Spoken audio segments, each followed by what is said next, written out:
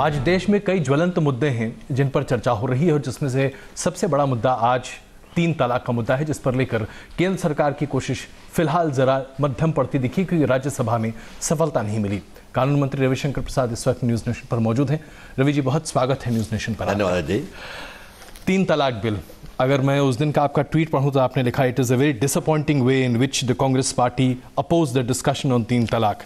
उसके बाद आपकी एक और टिप्पणी आई कि ये कांग्रेस का दोहरा रवैया है जो स्पष्ट तौर से सामने आ गया। आप इतने आहत क्यों हो गए? बिल्कुल आहत नहीं है, कांग्रेस पार्टी को एक्सपोज कर रहे हैं। लोकसभा में आप खुलकर समर्थन करते हैं, लोकसभा में आप वोट देते हैं, आप ओवैसी के संशोधन के खिलाफ खड़े होते हैं जी। एक बार खाली सेलेक्ट कमेटी की मांग आप करते हैं, तो लोकसभा में एक राग और राज्यसभा में बेसुरा राग, ये चलेगा कैसे? यही सवाल मैं आपसे पूछ रहा हूं और आपके माध्यम से न्यूज नेशन के दर्शकों से पूछ रहा हूं। और देखिए इसमें पीड़ा क्या है, सुनिए इस बात को आप जी। 1986 में राजीव गांधी ऐसे लोकप्रिय 400 के एमपी के बहुमत वाले प्रधानमंत्री झुक गए थे क्योंकि शाहबानों को कोर्ट ने 125 रुपये मेंटेनेंस दिया था। यह सुप्रीम कोर्ट में केस साराबानों ने फाइल किया था 3 तलाक को असंवैधानिक करने। जी। शाहबानों से साराबानों, कांग्रेस का रुख वही है क्योंकि वहां उनकी मजबूरी थी कि रोक नहीं सकते थे, तो देश को दिखाया 3 तलाक की बेटियों हम तुम्हारे साथ हैं। यहां रोक सकते थे तो मौलवियों के साथ खड़े हो गए, कट्टरपंथियों के साथ। मैं मौलवियों की इज्जत करता हूं जो विद्वान है, अलग विषय है जी। मैं पूरे इस्लाम का और मुस्लिम समाज का सम्मान करता हूं, लेकिन कुछ लोग जो अपनी दुकानदारी चलाते हैं उन दुकानदारी चलाने वालों के साथ खड़े हो गए। ये पीड़ा की बात है। लेकिन तो वोट बैंक पॉलिटिक्स। हाँ, वोट बैंक पॉलिटिक्स आप भी कह रहे हैं कि vote bank politics. Kapil Sibal Congress के वरिष्ठ नेता भी कहते हैं कि आप वोट बैंक पॉलिटिक्स कर रहे हैं क्योंकि आप जानते हैं कि अब से 6-7 महीने बाद आपके पास राज्यसभा में बहुमत होगा, आप उस वक्त इस बिल को पारित करेंगे और उस वक्त 3 राज्यों के चुनाव होंगे, उसमें आप इसे भुनाएंगे। तो अगर कपिल सिब्बल की यही समझदारी है तो अभी कहीं नहीं पास कराते हो भाई? अभी आपको फायदा नहीं मिलेगा। हाँ, फायदा क्या नहीं मिलेगा? इसलिए आपने नहीं किया जी नहीं, आप जानते थे कि आपके पास कांग्रेस संख्या बल पार्टी कम का है। दोहरे मान। एक तो कपिल सिब्बल को इस पर नहीं बोलना चाहिए, वो इस 3 तलाक के मामले में all India Muslim personal law board के वकील थे जी। उन्होंने बहस की थी कि आप 3 तलाक को मत हस्तक्षेप करिए, ये हमारे लिए वही प्रकार से आस्था है जैसे अयोध्या में राम जन्मभूमि हिंदुओं के लिए आस्था है। यह है कपिल सिब्बल की बहस। इस बेशर्मी की बहस का मैं क्या जवाब दूं आपको कि 3 तलाक ऐसे विभत्स महिला विरोधी परंपरा की तुलना वो रामलला की आस्था से कर रहे थे। और उसके बाद बाकी क्या बोले राम जन्मभूमि केस की सुनवाई में, ये छोड़ दीजिए, इसका जवाब कांग्रेस पार्टी दे। इसलिए कपिल सिब्बल की बातों को मैं गंभीरता से नहीं लेता हूं। नहीं तो आपने रोका भी था, आपने कहा था कि कपिल सिब्बल राज्यसभा में बोल नहीं सकते। बिल्कुल, उसका कारण बहुत सिंपल है, मैं भी वकील रहा हूं जी। जिस मामले में आप वकील के रूप में बहस कर चुके हैं उस पर सदन में आपको बहस नहीं करना चाहिए क्योंकि आप एक पक्ष की ओर से आए हैं, तो आपसे ऑब्जेक्टिविटी की उम्मीद नहीं की जानी चाहिए जी। या फिर आप डिक्लेयर करिए। बात समझ रहे हैं? इसीलिए, और वैसे भी बताऊं आपको अजय जी, कपिल सिब्बल और दिग्विजय सिंह ऐसे लोग जब अपनी बड़ी बड़ी बातें कहते हैं तो हमें बड़े अंदर से खुशी होती है, हमारा वोट ऐसे ही बढ़ता जाता है। कपिल सिब्बल ने अभी न्यूज नेशन से कहा कि आप इस तरह की राजनीति इसलिए करना चाहते हैं क्योंकि आप अभी चाहते थे कि जरा लोकप्रियता हासिल कर लें, राज्यसभा में बिल को थोड़ा सा एक तरह से झटका लगे, उसके बाद दोबारा जब आप इसे लेकर आए फिर आप ढिंढोरा पीटे। आप इस मुद्दे को उबालते रहना चाहते हैं, हिंदू मुस्लिम को उबालते रहना चाहते हैं। हूं कि ये कपिल सिब्बल कांग्रेस की भाषा नहीं बोल रहे हैं, मैं बहुत गंभीरता से कह रहा हूं जी। अगर ये कांग्रेस की भाषा है, अगर ये राहुल गांधी सोनिया गांधी की भाषा है तो इसका और गंभीर जवाब दिया जाएगा अजय बाबू। क्योंकि कई बार कांग्रेस पार्टी कहती है कपिल सिब्बल हमारी भाषा नहीं बोल रहे हैं, जो राम जन्मभूमि में हुआ जी। अच्छा ये बताइए, पहले सुनने दीजिए आप। अच्छा जी। राहुल गांधी जनेऊधारी और शिव भक्त बता रहे थे ना, और 1 महीने में क्या हो गया, ये कट्टरपंथियों के सामने झुक गए आप। इसलिए कपिल सिब्बल अगर उनकी आवाज है तो राहुल गांधी, आज मैं राहुल गांधी ने जो अजय जी को न्यूज नेशन पे कहा, क्या वो कांग्रेस की बात कह रहे हैं? इसका राहुल गांधी जवाब दें आप। तो राहुल गांधी तो बहुत सारे सवाल पूछ रहे हैं, लेकिन आप तो उसका जवाब ही नहीं देते। उन्होंने ट्वीट करके पूछा लोकपाल के बारे में, उस पर भी कोई टिप्पणी नहीं होती। 14 सवाल उन्होंने पूछे। कमाल की बात है, अभी बात चल रही 3 तलाक की, तो आप चले गए लोग। नहीं, मैंने एक मिनट जी, या तो मेन लाइन पर या लूप लाइन पर, ये दोनों नहीं चलेगा। चलिए मेन लाइन पे वापस आते हैं। लोकपाल पर बहुत कुछ है, ठीक है, 3 तलाक के मेन लाइन, आइए मेन लाइन पे आते हैं। तो 3 तलाक को लेकर जाहिर सी बात है अब राज्यसभा में आपको झटका लग चुका है, आप इसे दोबारा लेकर सामने आएंगे। पहले कोई झटका नहीं लगा है जी। देखिए हमारा क्या कहना था कि नियमों के अनुसार सेलेक्ट कमेटी में जाने के पहले बहस तो होगी जी। हम अपनी बात कहते हैं और हम कांग्रेस पार्टी को बताते हैं कि आप क्यों चाहते हैं सेलेक्ट कमेटी में। और अजय बाबू, मैं चाहता हूं आपके दर्शक जरा समझें, ये 3.5 क्लॉज का बिल है जी, आधा पेज का है जी। 3 तलाक दिया तो 3 साल तक की सजा होगी, जो कॉग्निजेबल है, नॉन बेलेबल है, मतलब थाने से बिल नहीं मिलेगा, बस यही है, मजिस्ट्रेट से बिल मिल जाएगा जी। दूसरा है बीवी को और बच्चों को परवरिश की खर्चा देना पड़ेगा, रोटी का। और तीसरा है माइनर बच्चों की कस्टडी। यही तो कानून है, इसमें क्या पढ़ना है क्या लिखना है। मैंने वहां भी कहा था, आज अजय जी के चैनल पर उनसे कह रहा हूं कि कांग्रेस पार्टी को इस सार्थक सुझाव है तो दे। कांग्रेस पार्टी क्या करेगी, अपराध काहे बनाया भाई। तो जब तक लोकसभा में बहस कर रहा था, याद है उस दिन तलाक हुआ, जिस दिन राज्यसभा में बहस किया उस दिन तलाक हो रहा है जी। 100 तो रिपोर्टेड है जजमेंट के बाद, बाकी तो सैकड़ों और होगा, तो रुक नहीं रहा है। तो इस अभिशाप को चलने दिया जाए। कांग्रेस पार्टी का सुझाव इस बिल की आत्मा को मारने का है और हम कभी नहीं झुकेंगे। दूसरी बात क्या कहा जा रहा है कि भत्ता सरकार कोष बना के दे जी। अब अजय जी, आप तो बड़े अनुभवी पत्रकार हैं, भारत का एक संविधान है ना, बिल्कुल। अगर आप ये बनाएंगे तब तो आप तलाकशुदा देने वाले पतियों को एक प्रकार से छोटी छूट दे देंगे जी। निकल जा सरकार से रोटी पा। और दूसरा, भारत के संविधान में हमको हर समुदाय को एक नजरों से देखना है ना, बिल्कुल। तो आप एक भत्ता का फंड बनाएंगे मुसलमान महिलाओं के लिए, तो हिंदुओं के लिए नहीं बनाएंगे। और सबसे बड़ी बात है कि पत्नी की चिंता करना हर समाज में, कानून में पति का काम है। तो कांग्रेस पार्टी पत्नियों की चिंता नहीं कर रही है, तलाक जबरन देने वाले डेविएंट हस्बैंड्स की चिंता कर रही है। यह पीड़ा की बात है। अच्छा, ये बताइए आपके हिसाब से आखिरकार कांग्रेस पार्टी को हुआ क्या है। लोकसभा में जिस तरह से पूर्ण बहुमत एक तरह से पूरे बिल को पारित करने में मिला, राज्यसभा में आते आते सुर बदल गए। मजबूरी कहां है, क्योंकि आप भी अनुभवी हैं राजनीति के दांव पे, अच्छे से जानते हैं। मैं इसका जवाब देना चाहता हूं आपको, लेकिन पहले कपिल सिब्बल के प्रश्न से इसका उत्तर देना चाहता हूं, है ना जी।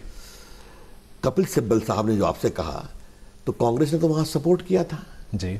तो कपिल सिब्बल की बात माने तो जब राज्यसभा में हमको बहुमत आ जाएगा तब कांग्रेस पार्टी लोकसभा की तरह इसका समर्थन करेगी, क्योंकि बीजेपी तो पास करवा ही लेगी। तो न विराले मिला, न सनम मिला, न इधर के रहे न उधर के रहे, क्या कांग्रेस पार्टी यही पॉलिटिक्स कर रही है। लेकिन अजय जी, पीड़ा की बात मुझे दूसरी लगती है जी। 1986 में शाहबानों के मामले में सुप्रीम कोर्ट का फैसला क्या था, 125 रुपया शाहबानों को मेंटेनेंस मिलेगा जी, सिर्फ 125 रुपया। और राजीव गांधी ऐसे लोकप्रिय प्रधानमंत्री 400 का बहुमत झुक गए कट्टरपंथी के साथ। आज कौन झुका रहा है फिर? आज कांग्रेस को कौन झुका? वही तत्व 31 साल सायरा बानो, शाहबानो से सायरा बानो सुप्रीम कोर्ट की पिटिशनर है, कांग्रेस पार्टी कुछ नहीं बदली। और आज मैं आपके चैनल से श्रीमती सोनिया गांधी से अपील करना चाहता हूं, आप तो महिला है ना, आपके लिए सुनहरा अवसर था कि अपने पति के पाप को आप धो देती, वो भी अवसर कांग्रेस पार्टी खो बैठी।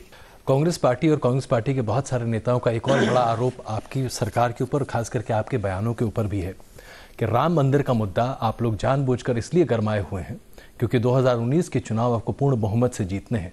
और ऐसे में बतौर कानून मंत्री जब आप अपनी आस्था भी प्रकट करते हैं तो आप दरअसल वोट बैंक के लिए ही काम कर रहे हैं। देखिए, मैं एक बात बता दूं, पहली बात है कि कांग्रेस पार्टी के हमारे भी बहुत मित्र हैं, वो सब 3 तलाक पर अपनी पार्टी के रुख से बहुत बेचैन हैं। उनको मालूम है कि हमारी हालत पतली होने वाली है। आज अजय बाबू के माध्यम से उनसे अपील करूंगा, जरा खुल के बोलना सीखो, सब कुछ कपिल सिब्बल और गुलाम नबी आजाद के ऊपर न छोड़ो, है ना। तो कांग्रेस पार्टी में भी तोड़ फोड़ कर नहीं, कांग्रेस पार्टी को भी आप तोड़ दीजिएगा। रवि जी, आप लोग किसको छोड़िएगा? मैं कुछ नहीं छुपा रहा हूं, क्योंकि कांग्रेस पार्टी में समझदार लोग हैं, 44 हो गए हैं, अपना 14 पर आने का इंतजाम न करें। देखिए, जो राम जन्मभूमि की बात है बिल्कुल गलत बात है जी। राम जन्मभूमि का फैसला वहां से हो गया है। और क्या फैसला हुआ है? जहां रामलला विराजमान है वही मानते हिंदू का उनका जन्म हुआ, इसको उन्होंने स्वीकार किया है जी। और दूसरे पक्ष बाबरी मस्जिद के अस्तित्व को साबित करने में असफल रहे। मामला सुप्रीम कोर्ट में है जी। हमने क्या टिप्पणी की है? मैंने कहा चूंकि इस मामले का मैं वकील रहा हूं, इसलिए मैं मामले के सबूतों को जानता हूं। मैंने इतना ही कहा कानून मंत्री के रूप में नहीं, एक वकील के रूप में, कि जीतने लायक बहुत ही अच्छे सबूत हैं। ये बोलना क्या गुनाह है भाई? ये भी कहा जा रहा है कि दरअसल आप लोग इस जल्दी में हैं, खास करके विपक्ष के कुछ लोग और कुछ ऐसे संगठन जो कि अपने आप को बहुत ही सेकुलर कहते हैं, इन्वर्टेड कॉमा के तहत। वो कहते हैं कि आप जल्दबाजी में इसलिए हैं क्योंकि आपको 2019 के चुनाव दिख रहे हैं। आप चाहते हैं कि राम मंदिर के फाउंडेशन स्टोन को आप जल्द से जल्द मोदी जी के कर कमलों से उसे स्थापित कर सकें और मंदिर का निर्माण शुरू कर सकें। ऐसे लोगों को मुझे एक ही जवाब देना है, कोर्ट तो अपना फैसला करेगा, मुझे कुछ नहीं कहना है जी। कोर्ट का फैसला क्या आएगा कोर्ट तय करेगा बहस के बाद। लेकिन ये मामला 80 साल पुराना है। याद करिए, पहला शुरू हुआ था 40-35 के आसपास जी। तो वो सेक्युलर लोगों से मैं कहना चाहूंगा, क्या चाहते हैं इस मामले को और आगे बढ़ाया जाए? दलील तो यही दी गई कोर्ट में, आपने देखा ही है कि 2019 के चुनाव के बाद इस पर चर्चा हो और बाद में कांग्रेस को कहना पड़ा ये हमारा नहीं है। तो इसलिए तो मैं कहता हूं कांग्रेस पार्टी से कभी कभी मुझे हंसी भी आती है जी। कभी जनेऊधारी, कभी सोमनाथ के आगे आराधना। कांग्रेस के पहली बार एक नेता को कहना पड़ा मैं जनेऊधारी ब्राह्मण हूं, जो न इंदिरा गांधी ने कहा, न नेहरू जी ने कहा, न राजीव गांधी ने कहा, न संजय गांधी ने कहा। हमने वो भी देखा। वहां आकर के फिर रामलला का केस लटका दो 19 तक, और उसके बाद 3 तलाक पर कट्टरपंथियों के सामने समर्पण। तो कांग्रेस पार्टी की तो पूरी नीति रणनीति हम नहीं समझ पाते हैं। अजय बाबू, आप कुछ समझ पाते हैं क्या? मैं तो बस इतना जानना चाहता हूं कि मणिशंकर अय्यर जी को आप लोगों ने कितना खाना खिलाया था? देखिए जवाब, एक बात मैं आपको, अच्छा सवाल किया आपने। मणिशंकर अय्यर को कांग्रेस पार्टी क्यों टॉलरेट की है? मणिशंकर अय्यर परिवार के प्रमुख सदस्य रहे हैं जी। मणिशंकर अय्यर राजीव गांधी का अंतरंग मित्र हैं, मालूम है ना आपको जी। और मणिशंकर अय्यर बहुत बड़ी, शायद संभवतः साथ भी पढ़े हैं दोनों स्कूल में। तो चलिए उनका विषय मैं क्या बोलूं। अब मणिशंकर, लेकिन आपने क्या, आप लोगों ने क्या किया? आखिरकार उन्होंने आपको गुजरात के चुनाव जीतने के लिए इतना बड़ा मुद्दा हाथ में लिया, आपने कुछ पुरस्कार वगैरह नहीं सोचा? तो बहुत विद्वान व्यक्ति हैं, उनको कांग्रेस पार्टी ने नॉमिनेट किया था राज्यसभा में, याद है ना आपको जी। तो उनकी विद्वता के बारे में कांग्रेस पार्टी से पूछिए। ये हम क्या बोले आपको, ये हम क्या बोले? लेकिन हाँ, जिस भाषा का प्रयोग उन्होंने किया था हमारे प्रधानमंत्री के खिलाफ, वो दुर्भाग्यपूर्ण है और वो उनके एलिटिस्ट सामंतवादी सोच का परिचायक है। ये उन्होंने चुनाव के समय भी कहा था, चाय वालों। ये सब तो उन्होंने ही खोला है। तो अच्छा है, मैं तो कहता हूं कपिल सिब्बल हो, दिग्विजय सिंह हो, श्रीमान मणिशंकर अय्यर हो, ऐसे ही लोग कांग्रेस पार्टी के प्रमुख नीति निर्धारक हैं। तो शुभकामना हमारी, हमें यह करना है। अब रवि जी, जरा राहुल गांधी जी की कुछ हाल फिलहाल की टिप्पणियों पर भी चर्चा कर लें। गुजरात के चुनाव के समय उन्होंने काफ़ी कैंपेन भी किया, अपनी बातों को बहुत अच्छे तरीके से रखने की कोशिश भी की। उन्होंने 14 सवाल आपकी पार्टी और आपकी सरकार से पूछे, एक भी सवाल का जवाब आपने नहीं दिया। अभी हाल फिलहाल जो उनका ट्वीट, जो लोकपाल की मैं चर्चा कर रहा था, वो भी उन्होंने कहा, उस पर भी कोई टिप्पणी नहीं करता। आप लोगों ने तय कर लिया है क्या कि उनके सवालों का जवाब ही नहीं देंगे? पहली बात है कि राहुल गांधी स्वयं पूछे तब ना। राहुल गांधी का एक ही ट्वीट ओरिजिनल था, जो पीडी बिस्कुट खा रहा था। समझ गए आप? तो आप क्या कह रहे हैं? पहले मेरी बात सुनिए आप, एक मिनट। आप जो कह रहे हैं वो मैं तो बहुत अच्छे से समझ रहा हूं, लेकिन मैं जानता हूं हमारे दर्शक शायद उस खुलेपन से उसको नहीं समझ रहे। अब इससे आगे नहीं खुला करें। कुछ बातें अजय बाबू संकेत भी रहने दीजिए। क्या राहुल गांधी ट्वीट करते खुद देख रहे थे क्या? कभी 20 लाख बोलते थे, कभी 2 लाख, कभी 30 लाख। गंभीर गुजरात में अगर कृषि विकास हुआ तो सबसे अधिक हुआ, 10। गुजरात में सड़कें बनी तो बिल्कुल सड़कें बनी जी। और हम आज आपके फोरम से मैं एक ही बात अजय जी कहूंगा, ने जीएसटी को गब्बर सिंह टैक्स कहा था जी। हम हर जगह जीत गए, जहां जहां टैक्स लगता था। सूरत में 14 में 13 जीत गए। तो जहां जहां प्रचार किए, तो ये अब उन्होंने, हमें मालूम है कि राहुल गांधी और स्वयं मान ले तो कोई गब्बर सिंह नहीं कहेंगे, क्योंकि उनकी पार्टी स्वयं समर्थन की जीएसटी का, और उनके मंत्री जीएसटी काउंसिल में बैठते हैं राज्यों के जी। लेकिन अगर कोई और लिखे और उनके नाम से ट्वीट करे तो उसको कितना गंभीरता से लिया जाए, ये मैं अजय बाबू के विवेक पर छोड़ देता हूँ। जो हाल फिलहाल महाराष्ट्र में है और उसे लेकर भी कांग्रेस पार्टी और कई अन्य दल, यहाँ तक के एनसीपी और सब, भारतीय जनता पार्टी और संघ परिवार पर बहुत निशाना साध रहे हैं। देखिए, मैं आपको बहुत अच्छा कहा। देखिए, ऐसी चीज़ों पर गंभीरता से मुझे सबसे अच्छी बात देखी कि आपके यहाँ भी देखा और एक दो चुनाव पर देखा कि गांव के लोगों ने खुद समझौता कर लिया है कि आगे से हम लोग नहीं करेंगे। जी, चीज़ों को और मजबूती से हैंडल करना चाहिए, मैं मानता हूं आपसे। लेकिन वहां जो नेता गए, एक मेवाड़ी साहब हैं और एक जो खालिद साहब गए थे, जिन्होंने जेएनयू में नारा लगाया था भारत के टुकड़े तक इनसे, वो यहाँ के क्या बोले। मेरा एक आपसे बात कहना है, क्या वो ताकतें जो भारत को कमजोर करना चाहते हैं, उनको लग रहा है कि बीजेपी आगे बढ़ रही है तो जातीय उन्माद की हिंसा को, भारत तोड़ने की हिंसा को और आगे बढ़ाओ? कहीं वैसा तो नहीं है क्या? ये भी देखना पड़ेगा जी। और ये बहुत दुर्भाग्यपूर्ण है। और देखिए, आज एक तरफ अजय जी, कभी आपसे मैं विस्तार से बात करूंगा डिजिटल इंडिया पर जी। आज भारत आगे बढ़ रहा है, पूरी दुनिया भारत की ओर, विकास की ओर देख रही है, पूंजी निवेश हो रहा है, आगे बढ़ रहा है। जहां मैं आपसे बात कर रहा हूं जी, क्योंकि इन चीज़ों को आप भी बहुत नोट करते हैं, जब मेरी सरकार आई थी सिर्फ 2 मोबाइल कंपनियां थी जी। आज 109 हो गई, 108 हो गई है। जी। मैंने कहा छोटे शहरों में जब मैं देखता हूँ कोहिमा में बीपीओ आया है तो उनको ऑस्ट्रेलिया से ऑर्डर मिल रहा है, आपके आया है, ये इम्फाल में आया है जी। ये मेरे लिए आश्चर्य लगा। पटना में 3 खुल गया है जी। लखनऊ में, बाकी जगह पर। हम हिंदुस्तान को बदलने की कोशिश कर रहे हैं, उज्ज्वला योजना बताया, सब बाकी योजनाएं। जो कि क्योंकि आप संघ से भी काफ़ी नज़दीकी आपकी रही है, आप संघ में कार्य भी करते रहे थे, संघ के ऊपर बार बार इस तरह के आरोप लगाए जाते हैं, कभी संकीर्ण मानसिकता का, कभी समाज को तोड़ने का, और अभी जो महाराष्ट्र में हुआ उसके आधार पर कि ये ब्राह्मणिकल सोच वाले लोग हैं और ये ब्राह्मणिकल सोसाइटी, मनुवादी सोच को इस पूरी हिंदुस्तान की जनता के ऊपर थोपना चाहते हैं। संघ को लेकर ये जो एक प्रचार, दुष्प्रचार, जो भी आप कहें, क्यों? जवाब बहुत सिंपल है। मुझे गर्व है कि मैं संघ का स्वयंसेवक हूँ। 3री कक्षा में पटना के कदम कुआं शाखा में स्वयंसेवक बना था। ये माओवादी बोल रहे हैं, एक बात जान लीजिए जी। लेकिन संघ पर इस तरह की टीका टिप्पणी कोई नई नहीं है। जब मैं जेपी मुर्मू जेल में था तब भी सारे वामपंथी जेपी फासिस्ट है, आरएसएस फासिस्ट है, इंदिरा गांधी भी यही बोलती थी, और वामपंथी तो बोलते ही बोलते थक गए। जी। अजय बाबू, संघ यहां से यहां पहुंच गया क्योंकि संघ सर्वव्यापी और सर्वस्पर्शी बात कर रहा है। संघ के काम को देखना है तो जाके देखिए, संघ के लोगों ने जो वनवासी इलाकों में काम किया है। संघ के काम को देखना है तो जाके देखिए, जो एकल विद्यालय के हमारे शिक्षकों ने गरीबों के सामने काम किया है। संघ के काम को देखना है तो बाकी जाके देखिए, जो सेवा का काम चलता है संघ का। और हमें बहुत गर्व है कि संघ ने भारत को बदलने का काम किया है। अब कुछ लोग को संघ नहीं सुहा था जी।